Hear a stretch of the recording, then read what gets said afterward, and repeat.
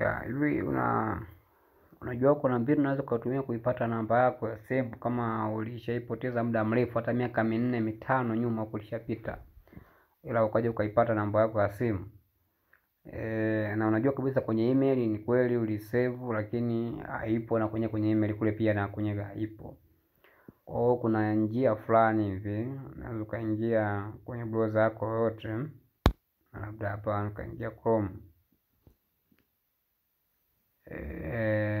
Kuingia Chrome hapa nikasearch kitu hicho, nikasearch sentence hii: namba zilizopotea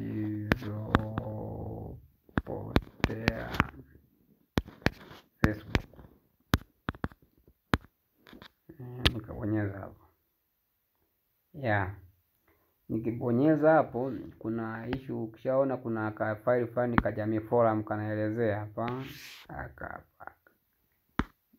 unaingia hapo. Sasa kwenye Jamii Forum shaingia hapo, ukibonyeza hapa accept, na page ya tumeingia hiyo, utascroll mpaka ukione kiungo fulani hivi. Utascroll hapa mpaka ukione kiungo hiki hapa. Kiungo hiki hapa, hiki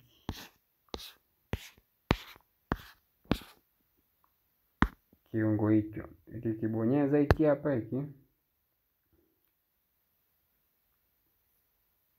utaingiza nani zako za Facebook hapa, username na password. Username na password utaingiza hapa,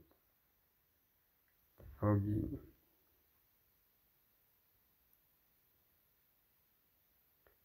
save.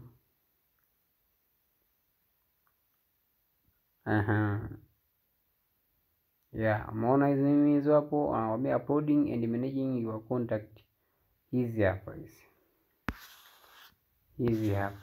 kwa kuonyesha kwa namba ya mtu ambaye, kuna mfano, kwa mfano kama huyu Atibu ukienda kama kuangalia kule hata kwenye Facebook page kule hayupo, kwenye Facebook, kwenye kwenye email hayupo huyu, hayupo kabisa. Kwa hiyo ila huko nikaja kuna baki nikaipata na nikafanya nikaitumia, lakini watu angalie mwingine hapa. Najua kabisa namba yake kule haipo, angalia hapa.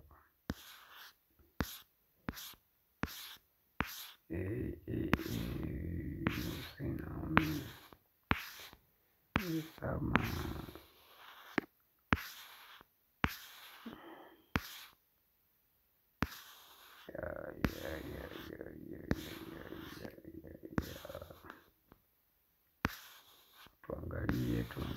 tuangalie.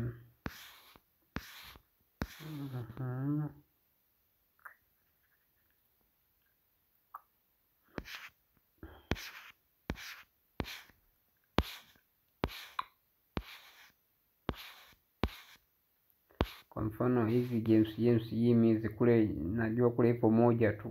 Kwa hiyo unakuwa unaipata namba ambayo ni ya muda mrefu sana, ambao hujawahi kuipa. Yaani kama wewe unadhani ilipotega muda mrefu, lakini ukaja ukaiona. Kuna hata huyo Angel pia kule alipo.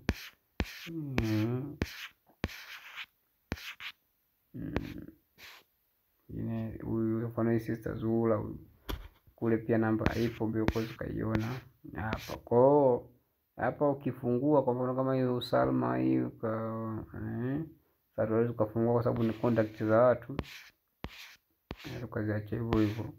Kuna Msopa sijui, ukifungua hapo unaiona, tukaona copy, unaenda una copy, unaweza ukaandika pembeni kwenye karatasi ukakopi tu. Kwa hivyo ndo ili